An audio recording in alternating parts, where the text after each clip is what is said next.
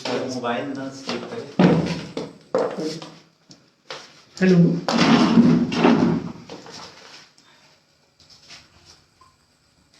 सभी FB live पर उपस्थित आज के सभी सदस्यों का स्वागत है। न्याय धर्म सभा का ये एफबी लाइव कार्यक्रम है। पहले भी हम लोग ये कार्यक्रम संचालित कर चुके हैं 2-3 वर्ष पूर्व। पुनः इसे प्रारंभ किया जा रहा है और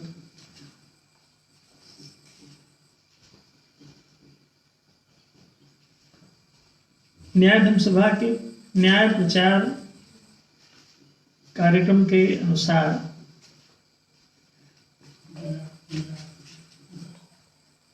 हम लोग ऐसे एफबी लाइव कार्यक्रम या सोशल मीडिया के अन्य उपायों द्वारा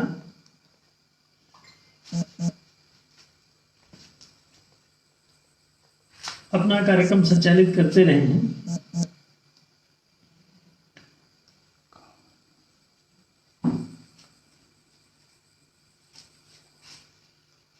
आज से सभी सदस्यों ने पुनः इसका आग्रह किया है कि रविवार को नियमित रूप से 8 बजे हम लोग अपने न्याय स्थापना अभियान के लिए एक एफबी लाइव कार्यक्रम नियमित रूप से रखें प्रति रविवार।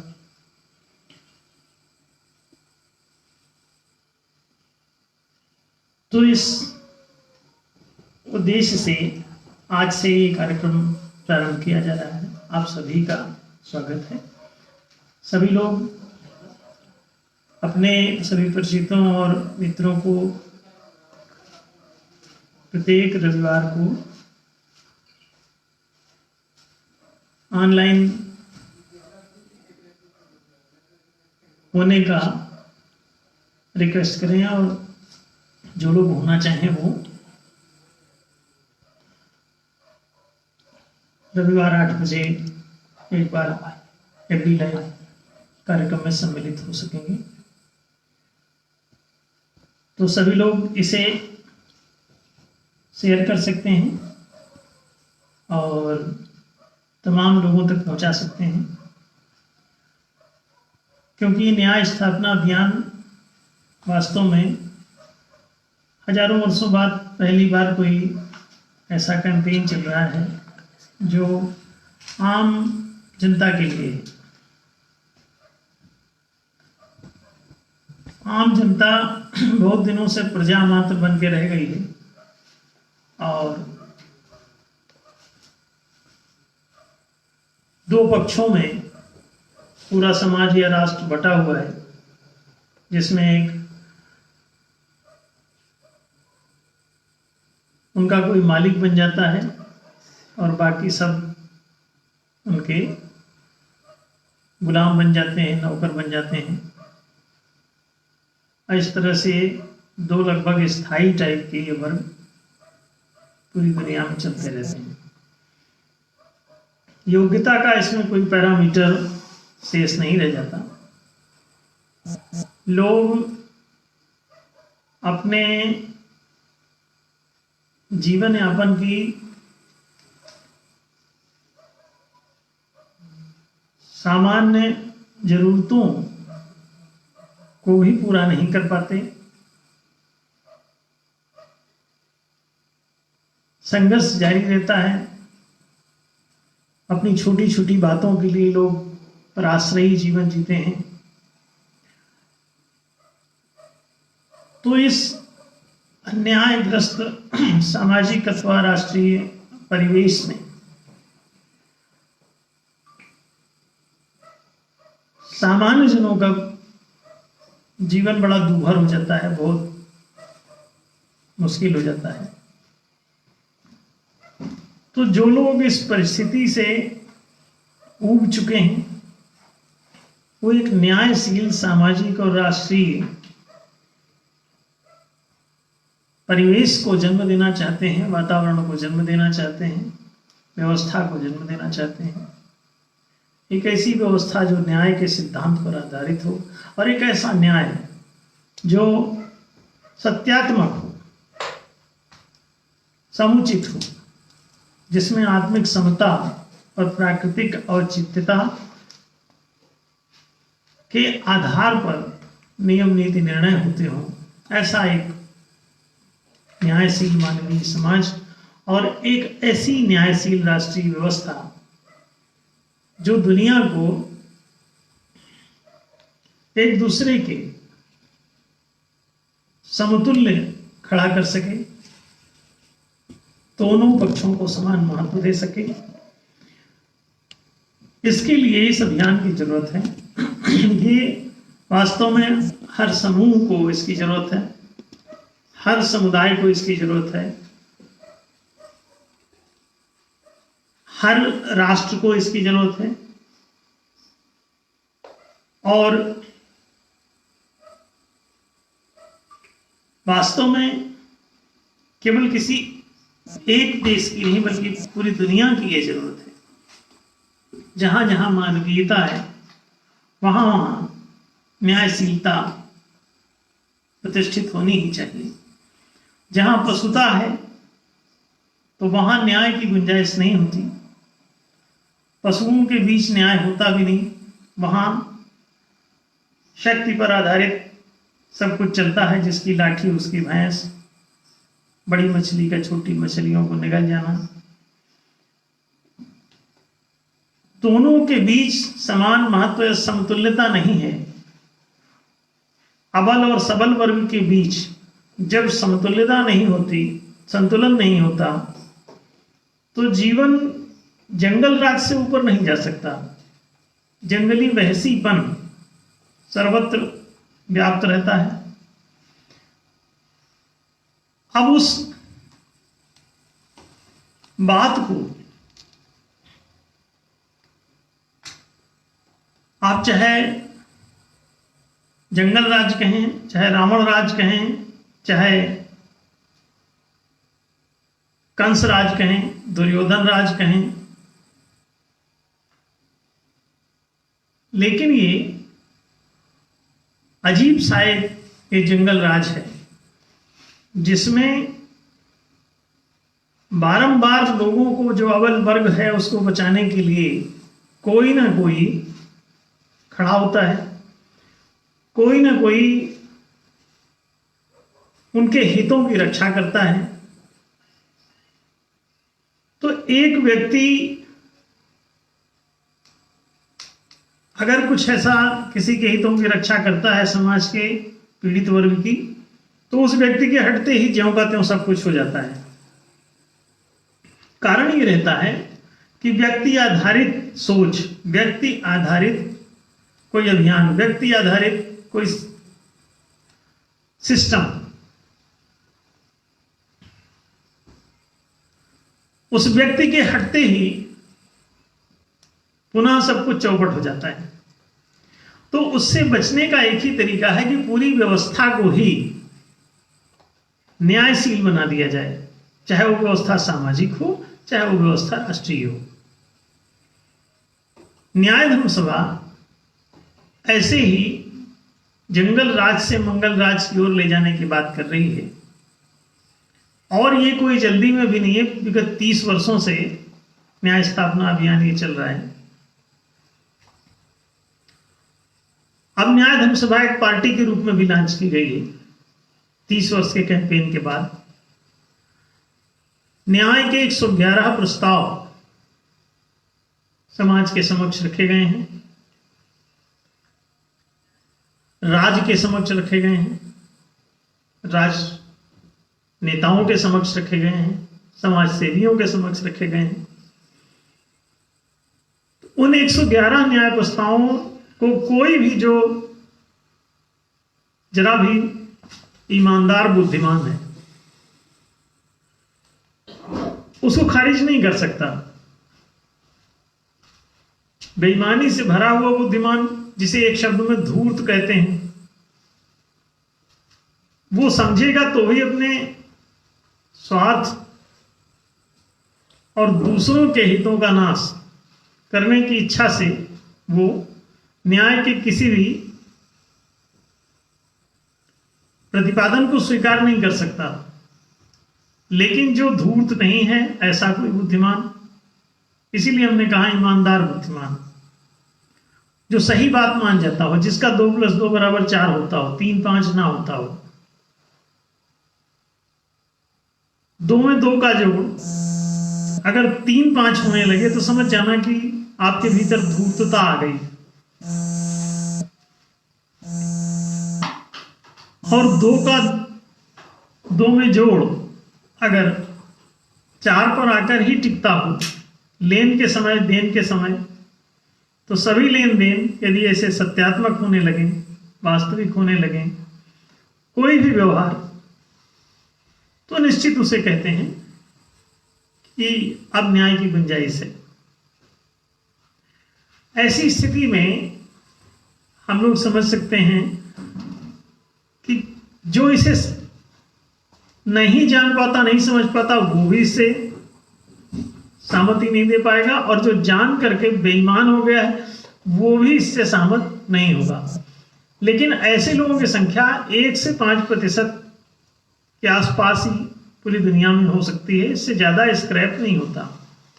सृष्टि की रचना में भी कुछ स्क्रैप है, कुछ टूट फूट, कुम्हार भी कुछ बर्तन बनाता है तो उसमें कुछ डिफेक्टिव हो जाते हैं, दूषित हो जाते हैं, दोषपूर्ण हो जाते हैं। तो जो दोषपूर्ण रहते हैं उनको बर्तनों के समाज से बाहर कर दिया जाता है। नहीं तो जैसे एक आम यदि सड़ जाए तो उसको पूरी टोकरी भर आम के बीच में अगर उसको स्वीकार कर लिया, रख दिया जाए, तो वो पूरी टोकरी को सड़ा डालता है। टोकरी के बाकी आम भी सड़ जाते हैं उसके संपर्क के कारण। तो ऐसे जो चंद लोग अन्याय के आदी हो गए, उनको छोड़ करके बाकी लगभग 95% आदमी न्याय से सदैव 24 आवर सहमत मिलता है। कहीं भी आप बात करिए, एक को शिक्षा मिलनी तो दूसरे को मिलनी चाहिए कि नहीं, आदमी सहमत रहेगा। एक को रोजगार मिले तो मिलना चाहिए कि नहीं दूसरे को, तो लोग कहेंगे नहीं जरूर। एक गांव को सड़क पानी बिजली दी जाए, दूसरे गांव को ना दी जाए, ऐसा पूछो कितने लोग सहमत होंगे इस बात से। लोग कहेंगे नहीं, मिलनी चाहिए। यदि एक गांव को सड़क पानी बिजली दी जाती है, बस्ती बाजार बना के दी जाती है, तो दूसरे गांव को भी दी जाए। जिसको दे दी जाएगी वो शहर हो जाएगा, जिसको नहीं दी जाएगी वो गांव हो जाएगा, और वहां के रहने वाले गंवार कहलाएंगे।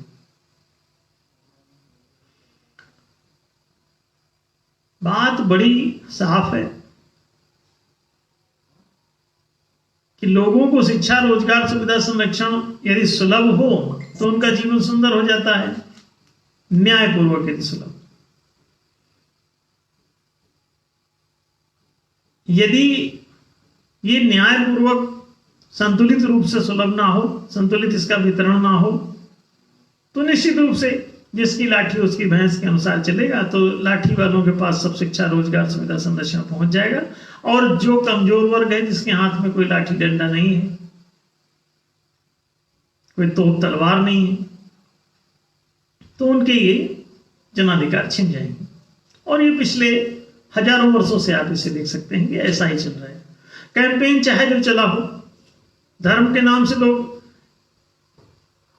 इस्लाम को प्रतिष्ठित करते हैं, इंसाफ को नहीं। नाम को प्रतिष्ठित करते हैं लेकिन न्याय को नहीं। राम को प्रतिष्ठित करते हैं लेकिन सत्य को नहीं। कृष्ण को प्रतिष्ठित करते हैं लेकिन न्यायशीलता को नहीं। और ये सभी लोग न्याय की प्रतिष्ठा के लिए काम किए। गांधी जी पूरी जिंदगी न्याय के लिए काम करते रहे और उन्होंने यहां तक कहा कि तुम कोई भी नियम नीति निर्णय करने जाओ तो ये देखो कि जो समाज का जो अंतिम व्यक्ति है उसका तुम्हारे उन नियम नीति निर्णयों में कितना हित है, और अगर उसका समुचित हित नहीं सिद्ध हो रहा है तो इसका मतलब तुम्हारा नियम नीति निर्णय गलत है। अंतिम व्यक्ति। अब अंतिम व्यक्ति का हाल यह है कि 70% आदमी आज भी अशिक्षित अथवा अल्पशिक्षित है, और जो 30% शिक्षित माने जाते हैं उनमें से 50% ऐसे लोग हैं जो फर्जी मार्कशीट वाले हैं। हर जगह हर स्कूलों में नकल कराते हुए सर्वत्र लोग पकड़े जाते हैं। फर्जी धंधे चल रहे हैं। एक दिन अभी हमने गूगल पे देखा कि वास्तव में जो शिक्षित होता है वो कम से कम मास्टर डिग्री तक जाए तभी उसको शिक्षित मानते हैं। तो गूगल करके आप भी देखिए तो वो सब 1 से 1.5% के आसपास अक्सर दिखाई देता है। तो जो 1.5% दिखाई देता है उसमें भी आधे संदिग्ध हैं। तो मतलब 1% से भी नीचे वास्तव में शिक्षित कहे जा सकते हैं। तो ऐसी स्थिति में इसका मतलब जो थोड़े किसी लाठी डंडा कोई भी ताकत या चालाकी का बल बौद्धिक तिकड़मी हुए हैं या कोई ऐसे एन प्रकार गणित बैठा ली है शिक्षा की, तो जैसे तैसे उन्होंने ये शिक्षा का अपना अवसर जुटा लिया और बाकी सब जो इतना तिकड़म नहीं कर सके वो बेचारे वंचित रहे। शिक्षा चाहते हैं सभी। इस दुनिया में विद्या विहीना पशुवीर समाना, विद्या के बिना मनुष्य पशु के समान रह जाता है, ये सभी जानते हैं। बट सरकार का कोई प्लान नहीं है इसके पीछे कि वो प्रत्येक नागरिक शिक्षित हो। 30 साल से न्याय धर्म सभा लगातार प्रस्ताव दे रही है, हर सरकार को दे रही है, हर प्रदेश की सरकार को दे रही है, देश की सरकार को दे रही है। एवरीवेयर न्याय धर्म सभा is proposing the same justice। 111 है इसकी न्याय प्रस्ताव है। सभी प्रायः मैक्सिमम न्याय प्रस्ताव इन सभी सरकारों को दिए गए हैं, सभी पार्टियों को दिए गए हैं, सभी समाज सेवियों को दिए गए हैं।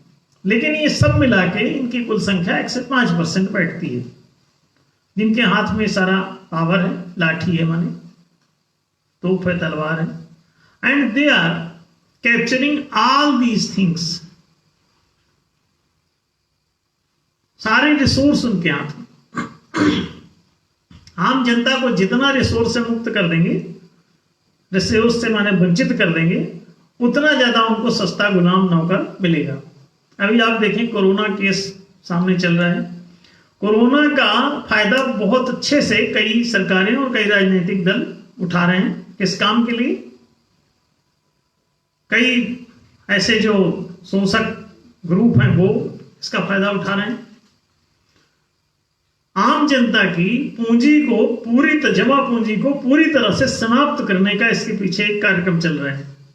आप इसको अगर ध्यान देना शुरू करेंगे तो हतप्रभ रह जाएंगे। कोरोना की आड़ में आम जनता की जमा पूंजी को लगभग एग्जॉस्ट किया जा रहा है और चंद लोगों को जिनके पास पूंजियां अपनी कुछ मौजूद हैं उनका वर्चस्व स्थापित किया। जो जब सबकी पूंजी खत्म हो जाती है तो जिनके पास पूंजी रहती है उसका मूल्य बढ़ जाता है, मतलब उसकी प्रॉफिटेबिलिटी बढ़ जाती है। पूंजी का मूल्य उसका प्रॉफिट के नाम से जाना जाता है। तो जिसके पास जो भी जमा पूंजी रहेगी, जैसे कि आलू बाजार से गायब हो जाए तो जिन लोगों ने कोल्ड स्टोरेज में जमा के रखा हुआ है अचानक आलू 35 रुपए किलो बिकने लगेगा, जैसे कि अभी हो रहा है। अब आप देखिए, इस गणित को अगर कोई जरा भी धूर्त है तो कितना फायदा उठा सकता है। कैसे कि सबकी अगर जमा पूंजी समाप्त कर दी जाए, जमा आलू समाप्त कर दिया जाए सबका, तो जिसके कोल्ड स्टोरेज में माल पड़ा है तगड़ा, वो दुगुना तिगुना दर से इसे बेच करके प्रॉफिट दर्ज कर सकता है। तो हर पूंजीपति की पूंजी का मूल्य एकदम से बढ़ जाता है। कब? जब आम जनता की पूंजी समाप्त कर दी जाए। इसीलिए जब हम कहते हैं 30 साल से हम बोल रहे हैं कि सबको रोजगार दो, रोजगार का साधन दो, धन नहीं साधन, तो वो कहते हैं नहीं, धन दे सकते हैं साधन नहीं, पैसा दे सकते हैं पूंजी नहीं, राशन दे सकते हैं जमीन नहीं।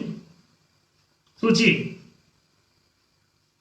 पूरे कोरोना में आप देख रहे हैं राशन उपलब्ध है, हर स्कूल में गरीब बच्चों को राशन दे देते हैं, लेकिन बाप को जमीन नहीं, बच्चे के बाप को जमीन नहीं, कि प्रत्येक अनपढ़ व्यक्ति को उसकी शारीरिक सामर्थ्य के अनुकूल 5 एकड़ जमीन प्रति परिवार की दर से अगर ऐसे लोगों को दे दी जाए, तो देश में 5 से 10% भी अगर किसानी करें लोग, तो भी पूरे देश के लिए प्रोडक्शन हो सकता है, खाने पीने की शॉर्टेज नहीं होगी। पता नहीं, कई कंट्री ऐसे हैं जहां बहुत कम लोग, 10% लोग भी नहीं हैं किसी क्षेत्र में, लेकिन वहां खाने पीने की कोई कमी नहीं है। तो ये भूमिहीन किसान, पूंजीहीन वणिक क्या बनेंगे? रोजगार ही तो, भूमि और पूंजी। किसान को क्या चाहिए? किसान का रोजगार क्या है? कृषि भूमि। वणिक का रोजगार क्या है?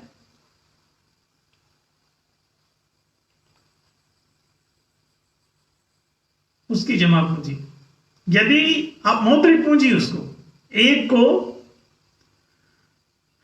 कृषि भूमि चाहिए, दूसरे को मौद्रिक पूंजी चाहिए। मौद्रिक पूंजी क्यों चाहिए? क्योंकि सारा व्यापार उद्योग व्यवसाय काहे से होता है? मौद्रिक पूंजी से। जिसके पास मौद्रिक पूंजी है वो अपना दुकान खोल लेगा, जिसके पास मौद्रिक पूंजी नहीं है वो अपनी दुकान, अपना फैक्ट्री, अपना उद्यम नहीं खोल पाएगा। तो वाणिज्यिक क्षेत्र, कमर्शियल जो फील्ड है, that can not be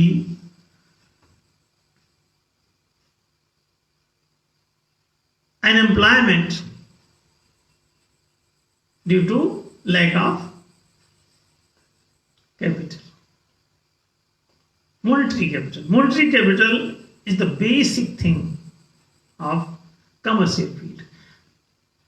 In the same way, agricultural land is the basic thing of agro persons. जितने भी एग्रीकल्चर फार्मर्स हैं, किसान हैं, इनको सबको क्या चाहिए? Agricultural land. यदि एग्रीकल्चरल लैंड उनको सुलभ करा दी जाती है तो मिड डे मील नहीं देना पड़ेगा उनके बच्चों को, वो घर से खाना खा के आएंगे स्कूल। अभी आप मिड डे मील क्यों देते हो? आप 12-12 हजार रुपए का टॉयलेट उनका क्यों बनवा के देते हो? बताओ। 12,000 रुपए में तो टॉयलेट बनता है क्या? 12,000 रुपए में तो हम नहीं समझते कि टैंक भी बन जाएगा ठीक से बनाते, या नल की फिटिंग ही करा ले, टोटी वोटी अगर थोड़ी सी ठीक लगा ले तो 12,000 रुपए खत्म।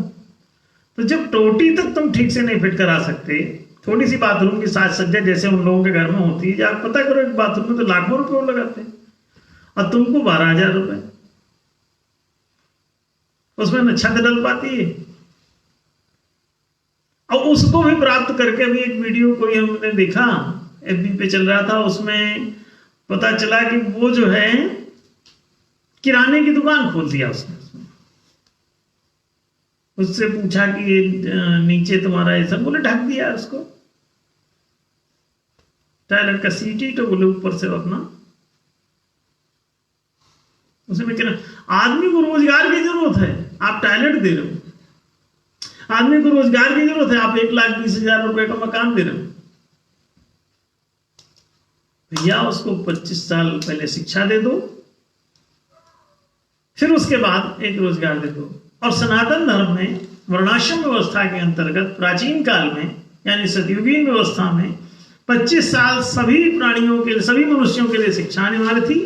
और इसके बाद एक रोजगार गृहस्थाश्रम में, 25 तक पढ़ाई करो, 25 के बाद गृहस्थाश्रम। सभी को ये बात पता भी है, ये बताने की जरूरत नहीं, लेकिन आप लोग इतनी ठग विद्या के शिकार और शिकारी हो गए हैं कि अब आपका ब्रेन चलना बंद हो गया। शिक्षा रोजगार बेसिक समस्या थी मानवता की, इसीलिए इसको धर्म में सुव्यवस्थित कर दिया गया था। धर्म का मतलब ही व्यवस्था से, एक ऐसा मार्ग, एक ऐसा धारणीय मार्ग जो तुम्हारी जिंदगी को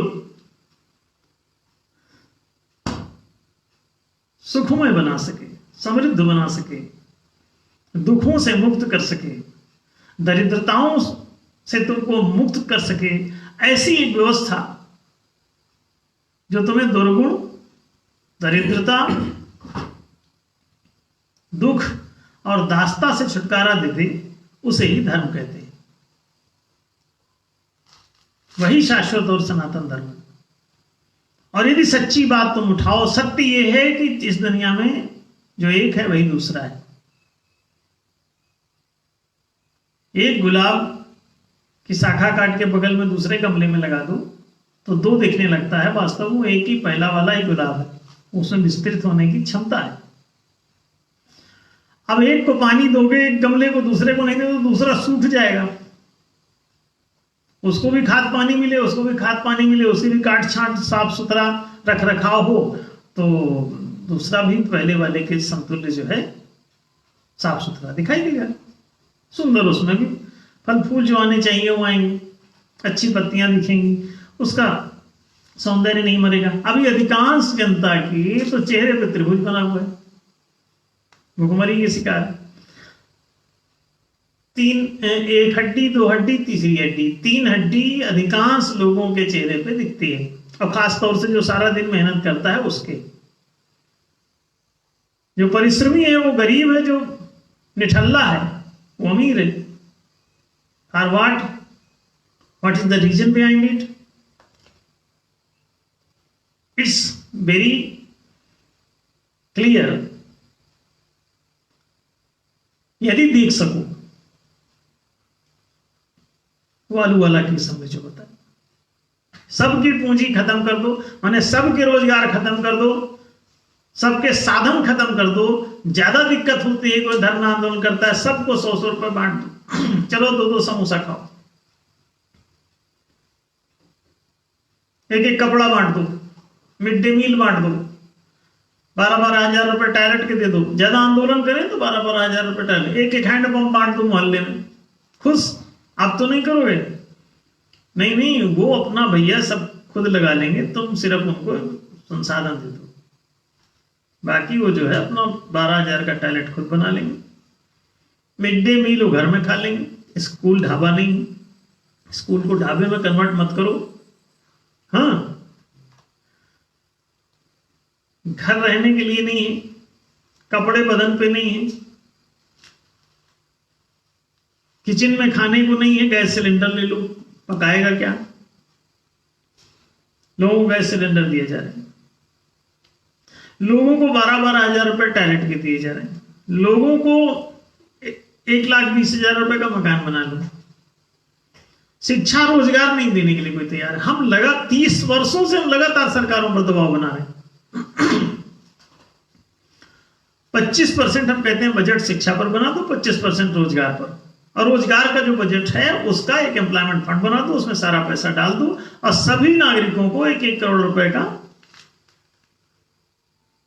कैपिटल लिमिट दे दो, कि जिसमें सबकी लिमिट 1 करोड़ रुपए की, 1 करोड़ रुपए तक आप कोई भी निकाल सकते हो इसमें से। उसका ना कोई ब्याज है, ना कोई जांच है, ना कोई नौटंकी है, किस्त जब मर्जी तो जमा करना, ये रहेगा सिक्योर। कि जब जितनी सिक्योरिटी उसकी जमा कर दोगे उतना विड्रॉ हो जाएगा, जाओ ले जाओ जिसको 1 करोड़ रुपए तक सिक्योरिटी जमा करके निकालते रह सकते हो। जब जितनी जरूरत पड़े उतने की सिक्योरिटी जमा करो, निकालो। और अपना जो बिजनेस धंधा, दुकान लगाना, ठेलिया खरीदना, टैक्सी खरीदना, रिक्शा खरीदना, ऑटो खरीदना, रेस्टोरेंट बनाना, होटल बनाना, तुम उद्यम बनाना, पेन बनाने की फैक्ट्री लगाना, मशीनें लगाना, दाल मिल खोलना, चावल मिल खोलना, जो तुम क्या करना चाहते हो, just you start your job. और अगर तुम 1 करोड़ रुपए विड्रॉ करके एक धंधा करके और उसका रिटर्न कर देते हो पूरा पैसा, तो आपकी लिमिट बढ़ा दी जाए 2 करोड़ रुपए की, वो डबल हो जाया करे हर बार। आप हजारों करोड़ रुपए तक ऐसे आपको पूंजी उपलब्ध हो जाएगी। आप काम करते रहिए और पूरी किस्त एक बार उसका निकाल के और आप उसकी किस्तें ईमानदारी से चुका देते हैं तो आपकी लिमिट दुगनी कर दी जाए। अब उसकी 2 करोड़ कर दी जाए। जो ढीले ढक्कन है वो 1 करोड़ पर ही पहले अपना जुटे रहें, और जो ठीक ठाक हैं वो काम करके आगे बढ़ाना चाहते हैं, देश को प्रगति के ऊपर ले जाना चाहते हैं, देश की जीडीपी बढ़ा सकते हैं उद्यम लगा लगा के, उनको खूब हाँ जल्दी करो फटाफट। जितना सफलतापूर्वक आगे बढ़ना चाहते हो सबको आगे बढ़ने की खुली छूट रहेगी। न्याय धर्म सभा ये सब दे रही है सुविधाएं। या तो सरकारों से ले लो, अन्यथा न्याय धर्म सभा को वोट देके और ये सब करवा लो। न्याय धर्म सभा 111 प्रस्तावों के अतिरिक्त कोई काम नहीं करने वाली। वही नहीं 111 प्रस्तावों पर ही करना है उसको, दूसरा कोई उसका काम वर्जित है।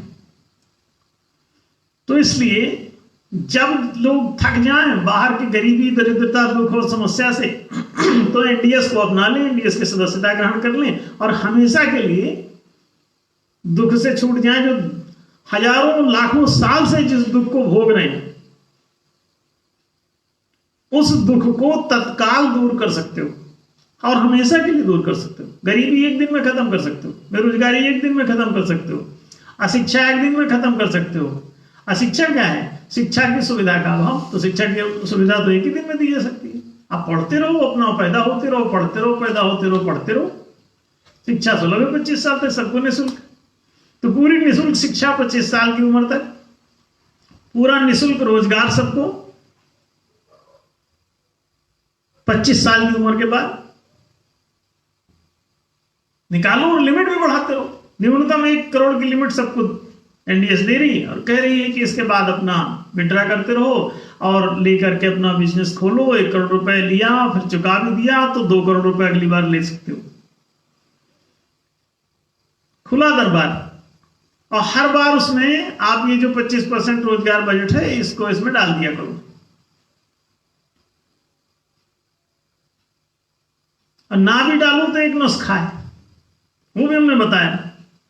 सरकार अगर ना भी इसमें 25% का बजट डाले तो ये 0 पर भी एम्प्लॉयमेंट स्थापित हो जाएगा और सबको 1-1 करोड़ रुपए की लिमिट दे देगा। ये बहुत सिंपल है। ये जब एनडीएस आएगी तो हम सब आपको करके दे भी देंगे। ये मुर्गा मुर्गी का खेल खेल रहे हैं। आपको मुर्गी बना के और वो मुर्गा लोग आपसे अंडा निकाल रहे हैं।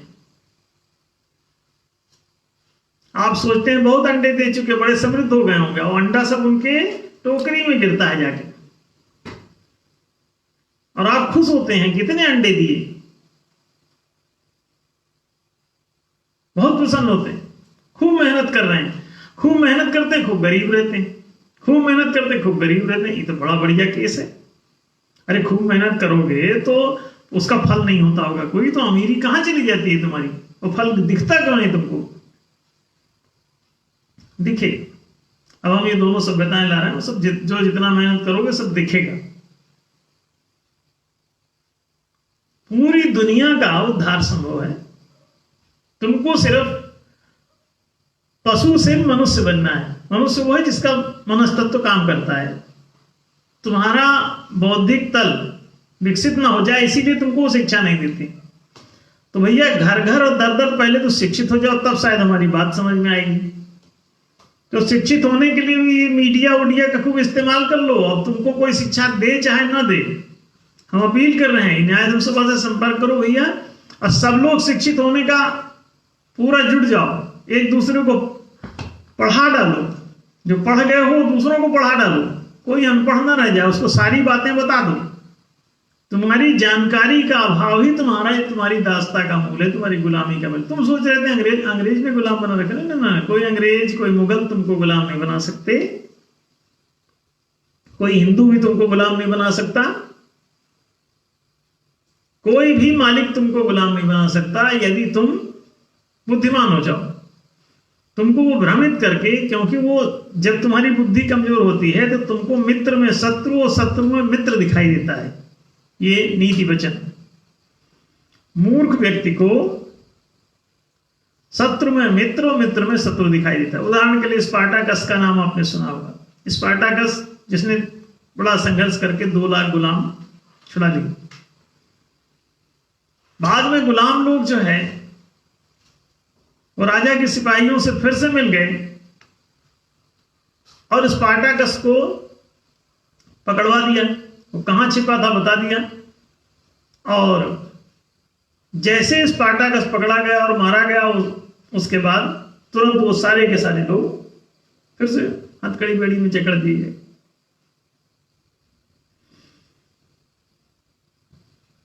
स्पार्टाकस में उनको अपना मित्र नहीं दिखा। उससे बोले रोटी दो, हमको छुड़ा के लाए। तो उसने कहा कि अब तो तुम मेहनत करो जैसा करते थे वहां, और अब अपने आप से करो और कमाओ और खाओ। तो वो हंसे जोर से। उन्होंने कहा कि वाह, ये कैसा मालिक है, ये तो हमको रोटी नहीं देता। पहले वाला मालिक ही अच्छा था, जो मारता तो था लेकिन रोटी तो देता था। उसने कहा भैया मैं तुम्हारा मालिक नहीं मित्र हूं। मनुष्यों का भी कोई मालिक होता है? तो मानवता के प्रति अपराध है, मनुष्य स्वयं मालिक हो। लेकिन ये बात स्पार्टाकस की उनकी समझ में आई क्या? और इसी का लाभ उन धूर्त वर्ग को मिलता है जो 1 से 5% आपके बीच में बेईमान घुसे हुए हैं। वो बेईमान आपके गले में ऐसे ही आपकी मूर्खता का फंदा डाले हुए हैं।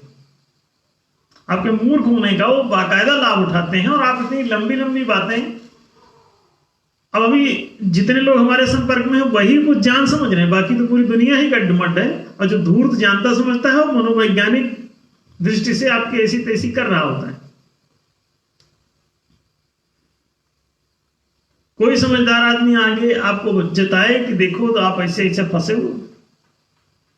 मछलियों को कोई बाहरी आदमी जाके समझाए कि देखो मछुआरा के चक्कर में ना पड़ो, ये मछुआरा तुम्हारा ये जो तुमको आटे की गोली दे रहा है,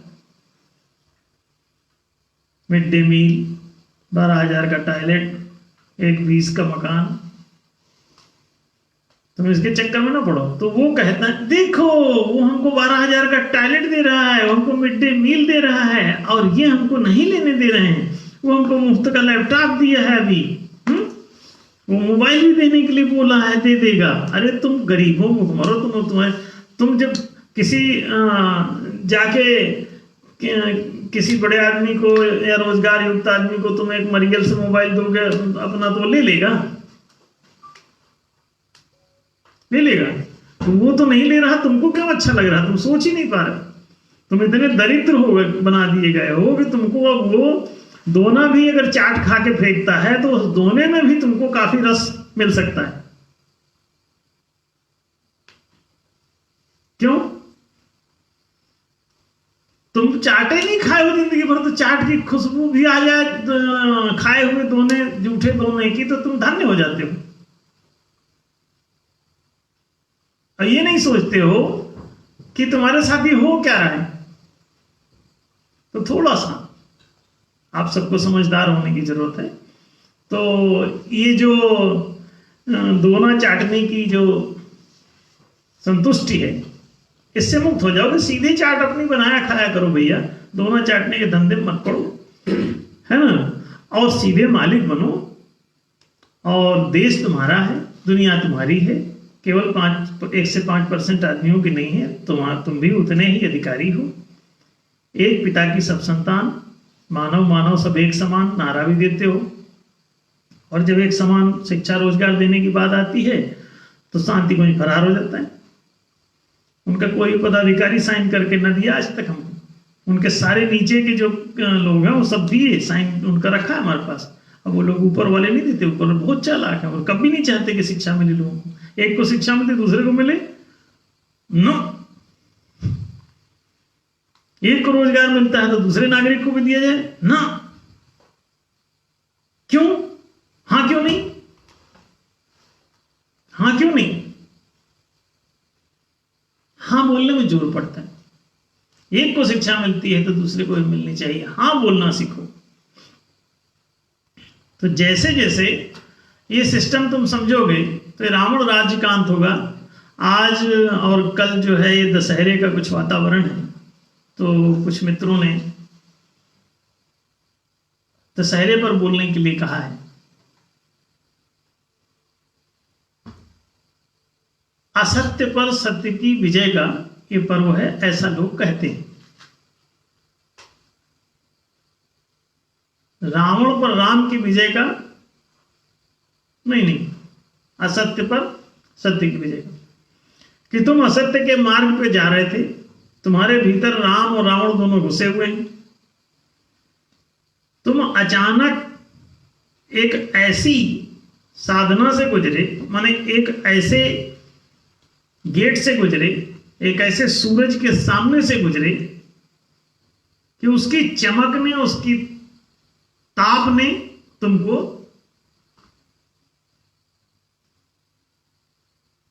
अंधकार से प्रकाश में खड़ा कर दिया। अस्तोमा सद्गमय तुम्हारा हो गया और तुम्हारा असत हार गया और तुम्हारा सत जीत गया। इसके लिए वास्तव में ये बाहर कोई राम रावण नहीं, तुम्ही को अस्तोमा सद्गमय करना था, उसी की ये थ्योरी है। ये नवदुर्गा एक ऐसी उपासना है एक्चुअली जिसमें तुम्हारा जो असत जो व्यक्तित्व है, जो दूषित दुष्टता का जो व्यक्तित्व है, जिसमें रावणपना है, दुर्योधनपना है, कंसपना है, ये हारता है और प्रकाश जीत जाता है, सत्य जीत जाता है। तो एक ऐसी उपासना पद्धति इसमें है अंदर कि तुम दुष्ट हो भी गए हो तो भी तुमको कैसे वो सात्विक बनाया जा सके, इस विशेष विधि से। तो इसे नवदुर्गा कहते हैं। उसे समझने के लिए थोड़ा सा आप लोगों को मेहनत करना पड़ेगा और या हमसे स्पेशली बात करना पड़ेगा, संपर्क करना पड़ेगा। ये सीधा सीधा वैसा नहीं है जैसा आप लोग जानते सुनते समझते हो, वैसा है नहीं। कि व्यक्तित्व के रूपांतरण का एक उपाय है जिसे नवदुर्गा कहते हैं। और 10वें दिन आप विजय सिंह को प्राप्त हो जाते हैं। 9 दिन का अभ्यास करते हैं, फिर उसके बाद 9वां सिद्धिदा तिरचा, 9वें दिन आप सिद्ध हो जाते हैं और उसके बाद 10वें दिन आप आजाद हो जाते हैं। कैसे? असत से। तो आपकी हिम्मत पड़ती है अस्तोमा सद्गमय कहने की। अगर ये 9 दिन आपने उपासना नहीं की हुई है तो आप अस्तोमा सद्गमय नहीं कह पाएंगे, यदि दुष्ट हो गए हैं तो। अगर शिष्ट हैं तो बिना इस साधना के ही आप बोल पाएंगे अस्तोमा सद्गमय। अगर आपके संस्कार नहीं बिगड़े हुए हैं, पंच दोष आपको नहीं पकड़े हुए हैं, तीनों ग्रंथियों से आप ग्रस्त नहीं हुए हैं, तो आप अस्तोमा सद्गमय सीधे सीधे बोल देंगे कि मैं सदैव सत्यनिष्ठ रहूंगा और सत्यानुशासन का पालन करूंगा। ये दोनों शब्द संयुक्त। नहीं तो आपकी हिम्मत नहीं बोलने की, आपको नवदुर्गा की उपासना करनी पड़ेगी। और नहीं करोगे तो चाहे जो तुम इस्लाम कबूल कर लो, हिंदू बन जाओ, सिख बन जाओ, ईसाई बन जाओ, तुम अस्तोमा सद्गमय कहने की हिम्मत नहीं जुटा पाओगे। करोगे बेईमानी, सत्यनिष्ठा तुम में नहीं दिखेगी। 2 + 2 = 4 तुम्हारा कभी नहीं होगा, 3 5 होता रहेगा। तो लेते समय कहोगे 5 होता है 2 में 2 जोड़ने पर, और देते समय कहोगे हिसाब किताब में कि 3 ही हुआ। तो 3 ही हुआ आप कब कहोगे? जब आप बेईमान हो। अच्छा, 4 कब बोलते हो? लेन के समय भी, देन के समय भी जब तुम्हारा 2 + 2 = 4 ही होता हो, तो इसका मतलब तुम सज्जन हो, तुमको पंचदोष ग्रस्त नहीं किए हुए। अगर तुमको पंचदोष पकड़ गए हैं तो ये नवदुर्गा के बिना तुम्हारा कोई हल नहीं है, और ये 100% वास्तविक है। चाहे कितनी नमाज अदा कर लो, चाहे जितना तुम भजन गा लो, जय जगदीश हरे कर लो, चाहे तुम गंगा मैया का स्नान कर लो, और चाहे नर्मदा का चक्कर काट लो, परिक्रमा कर लो, चाहे जाके गंगा सागर में डूब जाओ, ना तुम्हारी हैसियत नहीं है अस्तोमा सद्गमय कहने की। तुम असत से भाग नहीं सकते और तुम सत में जाग नहीं सकते। क्यों? तुम्हारा जो दोष रहता है वो तुम्हारे ऊपर, तुम्हारी आत्मा पर हावी हो जाता है, तुमको पूरी तरह से गिरफ्त में ले लेता है, तो तुम नहीं बोल पाओगे। अगर तुम सामान्य हो, पंचदोषों से मुक्त हो, तो बड़ी आसानी से बोल जाओगे अस्तोमा सद्गमय, क्या वह सत नहीं, सत की ओर चलेंगे। अब 2 + 2 = 4 में ही आस्था रखेंगे, 3-5 नहीं करेंगे जीवन में। ये हिम्मत कब आती है? जब आपके जीवन में दशहरा प्रतिफलित हो जाए। अगर दुष्ट हैं तो इससे गुजरना पड़ेगा। तो ये राम की विजय, रावण की पराजय का ही, माने सत्य की विजय और असत्य की पराजय का ये त्योहार है। अंधकार का पराजय, प्रकाश की विजय, ये दोनों शब्द एक ही हैं। चाहे अंधकार की पराजय कहो और चाहे प्रकाश की विजय कहो, और इसमें जय पराजय का भी चक्कर नहीं। प्रकाश होता है तो वो जैसी लिए, इसीलिए उसको ज्योति कहते हैं। ज्योति माने जयति इति ज्योति, जयति इति ज्योति माने जो जीत जाए उसे ज्योति कहते हैं। तो अगर ज्ञान है तो अज्ञान चला ही जाएगा, प्रकाश आएगा तो अंधकार विदा ही हो जाएगा। वो लड़ाई होती नहीं। वो 9 दिन दरअसल लड़ाई के नहीं, 9 दिन साधना के हैं, कोई संग्राम के नहीं है, संग्राम के नहीं। प्रथमम शैलपुत्री च द्वितीयम ब्रह्मचारिणी। तो ये जो पूरी आप नवदुर्गा का श्लोक पढ़ते हैं, उसमें पूरा कंप्लीट पैकेज है। 9 दिनों की साधना का कंप्लीट पैकेज है। इसको अगर कर सकते हो उपाय, तो वो तुम 10वें दिन तक तुम्हारा काम हो जाता है और तुम अस्तोमा सद्गमय कहने की स्थिति में पहुंच सकते हो। यदि सिद्ध हो गया, नहीं सिद्ध हुआ, साधना फलीभूत है, तो बैठो किनारे, अभी ना कर पाओ, अभी दुष्टता चलेगी। तो अगर आप फंस चुके हैं, दूषित हो चुके हैं, तो उस समय ये बात बनेगी नहीं, तो गलत से सही पर चलने की हिम्मत पड़ेगी नहीं। दम छूटेगा नहीं, ब्रह्म मिलेगा नहीं। दंभ के रहते ब्रह्म नहीं, ब्रह्म के रहते दंभ नहीं। जैसे अंधकार के रहते प्रकाश नहीं और प्रकाश के रहते अंधकार नहीं। क्यों?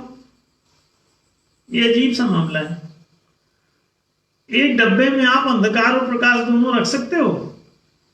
कभी नहीं। क्यों? ये रुकते नहीं एक साथ। प्रकाश आएगा तो अंधकार विदा हो जाएगा।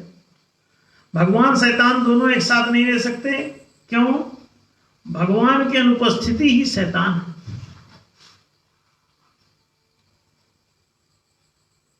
प्रकाश की अनुपस्थिति ही अंधकार है। इन दोनों में प्रधानता किसकी है आप समझ जाओगे।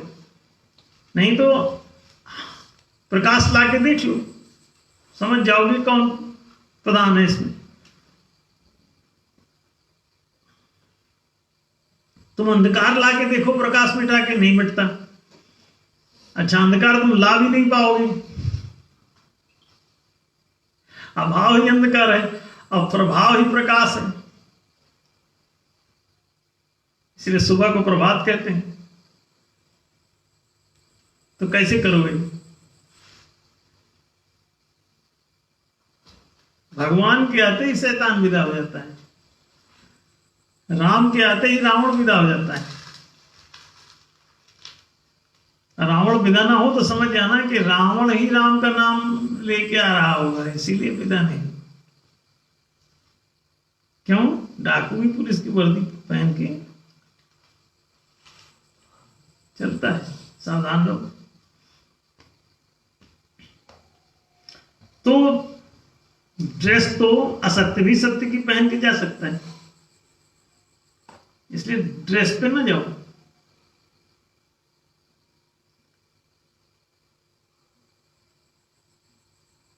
ड्रेस तो कोई भी पहन सकता है, इसलिए हमारा भी कोई ड्रेस बहुत ज्यादा प्रिस्क्राइब नहीं है। जो भी सुलभ है पहन लेते, नहीं सुलभ है नहीं पहनते। हमारे पास अपनी कोई ड्रेस ही नहीं है, तो जिसने जो पहना दिया पहन लिया, नहीं पहना अपना ऐसे ही काम चला देंगे। क्या करना, ड्रेस पे ना जाओ।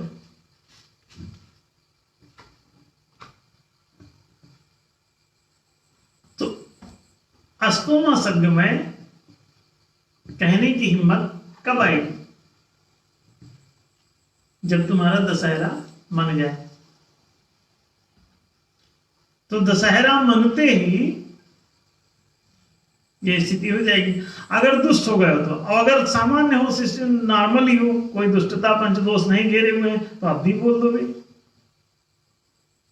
आप लोगों का कोई करवाया था क्या नौ दुर्गा की उपासना? नहीं, कोई नहीं। हमारे संगठन में जितने लोग हैं ऐसे ही बोल रहे हैं अस्तुमा शब्द में, अमान भी जाते हैं उनको।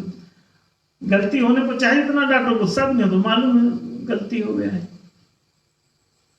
सही बात मानने के लिए तैयार। तो अब देखो, हमारे संगठन का कोई भी आदमी अस्तोमा शब्द में बोलने के लिए तैयार है। और एक बात और भी बताते हैं, जो ना बोलेगा उसको संगठन में रहने भी ना देंगे, उसको बाहर ही जाना पड़ेगा। और इसीलिए 30 साल से काम कर रहे हैं और चंद लोग ही हैं हमारे पास, गिने चुने, बाकी वो खड़े कर देते हैं। जाने कितने लोग बाहर का रास्ता हम दिखाए बैठे रहते हैं। अस्तोमा सत्य में बोलो, जो भी बात सही सिद्ध हो जाए करो, तत्काल मान जाया करो। फालतू का बहस और सलाम मशवरा ये सब मत दिया करो। तो आप समझ सकते हैं कि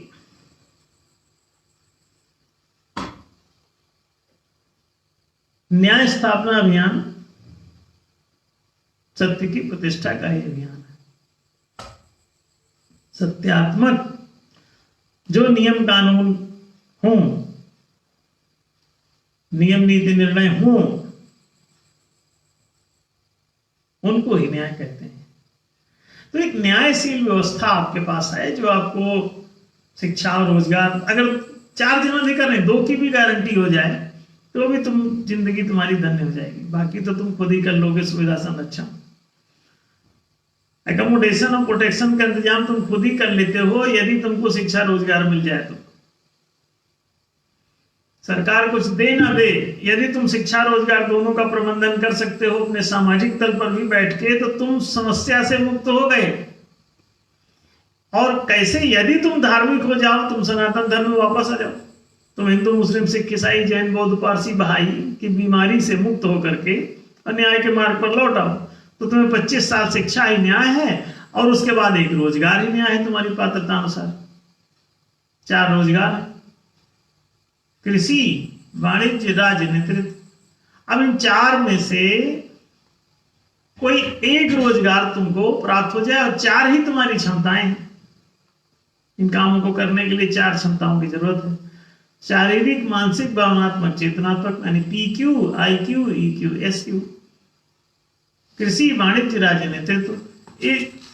PQ से कृषि, IQ से वाणिज्य, EQ से राज्य और SQ से नेतृत्व होता है। अब आप देखिए, ये चारों कामों को करने के लिए आपके अंदर जो भी है, एक ही एम्प्लॉयमेंट भी है, एक काम भी, एक एम्प्लॉयमेंट है आपका। कृषि भूमि, वाणिज्यिक पूंजी, राजकीय वेतन और नेतृत्व भत्ता, 4 संसाधन है। पक्का? चारों अभी भी हैं, लेकिन कुछ लोगों ने कब्जा कर लिया है, बाकी लोगों को सब वंचित कर दिया। बोले कृषि को और अच्छी वाणिज्य वैसे कर्म स्वभाव लिख दिया, भगवत गीता उठा के पढ़ो, कैसा कि सब कुछ जो है सेठों का है, बाकी सब लोग नंगे लुच्चे घूमो।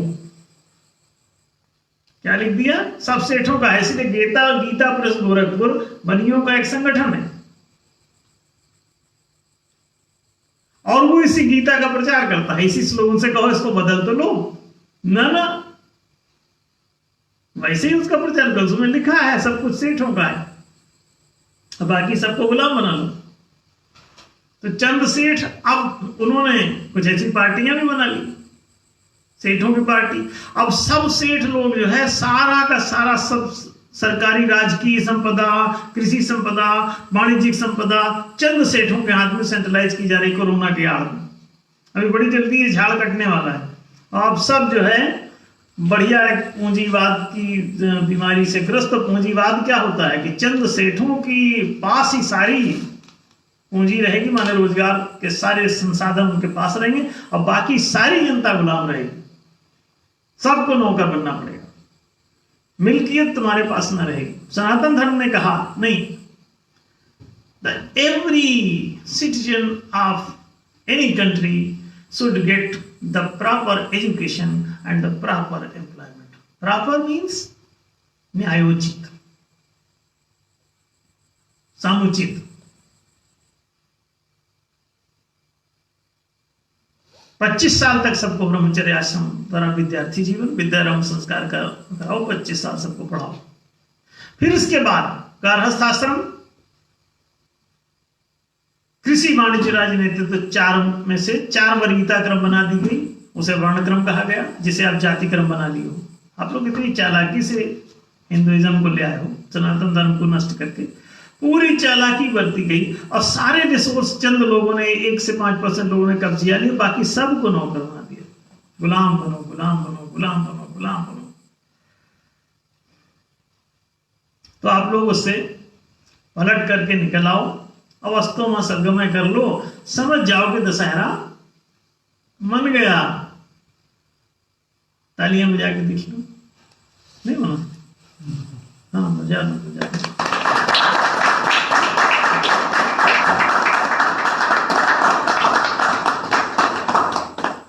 सिद्धू कहता है ठोको ताली, ठोक दिया करो बीच बीच में। हाँ, काहे के लिए? ये दशहरा मनाने के लिए। तो दशहरा मना सकते हो कब? जब वस्तु में सदगमय बोलने की हिम्मत पड़ जाए तब। या तो 9 दिन प्रैक्टिस करके आ जाओ, तब बोल दोगे, साधना करके मने। और या अगर ऐसे सज्जन हो तो ऐसे बोल दो, दिक्कत क्या है? प्रैक्टिस की क्या जरूरत है? साधना इतना करोगे तब बोलोगे। अरे बिना साधने के बोल दो यार, जो बात सही मान जाओगे, दिक्कत क्या है इसमें? और सही कौन सी बात? अरे जो भी ज्ञान विज्ञान की कसौटियों में प्रयोगों के द्वारा जो सही सिद्ध हो जाया करे कि 2 + 2 = 4 ही होता है, अगर तो 4 मान जाया करो। इसमें इतनी बहस में क्या जरूरत है? तुम मनुष्य हो और तुम यही नहीं मान पा रहे, तुम 2 + 2 = 4 होगा, तो क्या गाय भैंस मानेगी जो समझेंगी नहीं कि 4 होता है 5? तो उनके मानने में मानने का कोई मतलब नहीं। समझते नहीं तो उसको मनवाना क्या? जानता नहीं वो मान नहीं सकता, और मनवाने से फायदा भी नहीं, जानता ही नहीं क्या मान रहा है। मुंह में राम बगल में छुरी, तो फायदा नहीं होगा। एक बार लौट आओ तो ये सारे धर्मों से छुटकारा भी तुम्हारा हो जाएगा। तुम हिंदू, मुस्लिम, सिख, ईसाई, जैन, बौद्ध, पारसी, बहाई, सबसे तुम्हारी छुट्टी भी हो जाएगी और तुम एक न्यायशील नागरिक हो जाओगे देश के। और धर्म और संस्कृति तो निजी स्वतंत्रता है, चाहे नमाज पढ़ो, चाहे हनुमान चालीसा, करना क्या है? मंदिर जाओ, चाहे मस्जिद बनाओ, जो मर्जी करो, सबका पर्सनल मामला है। बनाओगे कि बिगाड़ोगे, कहाँ क्या पूजा करोगे कि नहीं करोगे, मूर्ति पूजोगे कि नहीं पूजोगे, सगुण उपासक बनोगे कि निर्गुण उपासक बनोगे, इसका कोई मतलब ही नहीं। चाहे जिसकी उपासना करो, सुबह सगुण उपासक रहो, शाम को निर्गुण हो जाया करो। जब शाम को सगुण उपासना करो तो सुबह निर्गुण हो जाया करो। और चाहे कुछ ना करो, मर्जी आपकी, लेकिन अस्तु सत्य में बोल दिया, क्या सत्य नहीं सत्य पे रहेंगे कि जो भी बात सही हो जाया करेगा उसे मान जाया करेंगे। That's all. नमाज कितने बार पढ़े हो? रोज कहते हो या खुदा मुझे नेक राह पे चल, अरे चलोगे कब नेक राह पे भैया? बस 1500 साल से तुम बोल रहे हो अल्लाह तो महान है, अल्लाह अकबर, अल्लाह हमको नेक राह पे चला, और नेक राह पे कहता है, और कोई पकड़ ले तुमको, चलो अच्छा से नेक राह पे अस्तों सदगमय करो कि सही जो है उसी को तो नेक होगी, गलत राह तो नेक होती। तो सही पे चलने में कितने दिन चिल्लाओगे चलूंगी कि मुझे चला मुझे चला? अरे चल पड़ो भैया, है ना? तो बहुत दिनों से ये सब नाटक करते हो, सही रास्ता अपनाते नहीं, तो बेहतर ये है कि हम लोग सही रास्ता अपना लिया करें, और तभी दशहरा हमारा हो जाएगा। और आज इस दशहरे के पावन पर्व पर, अब आजकल जब भी है तो उसकी सभी को बधाइयाँ, पूरी दुनिया को बधाइयाँ, क्योंकि अस्तु सदगमय का ये अवसर है या ये त्योहार है। इस पर सभी लोग असत्य से सत्य की ओर चल पड़े, इससे अच्छा और क्या होगा। तो आज सभी को इस दशहरे की शुभकामना के साथ जो है आज का कार्यक्रम हम समाप्त करते हैं। अगले रविवार को सभी लोग 8 बजे पुनः उपस्थित हो सकते हैं। हम लोग इस पे लगातार हर संडे बात करते रहेंगे। रविवार सूर्य का दिन है, प्रकाश का दिन है, तो बहुत अच्छा रहेगा आप सबको प्रकाश जितना अच्छा मिल सके इस दुनिया में, तो इस लाइव प्रोग्राम के जरिए हम लोग सूर्य का प्रकाश, सत्य का ज्ञान, विज्ञान, न्याय का प्रचार, ये सब आप तक पहुंचाते रहेंगे। अगले रविवार तक के लिए सभी को विदा।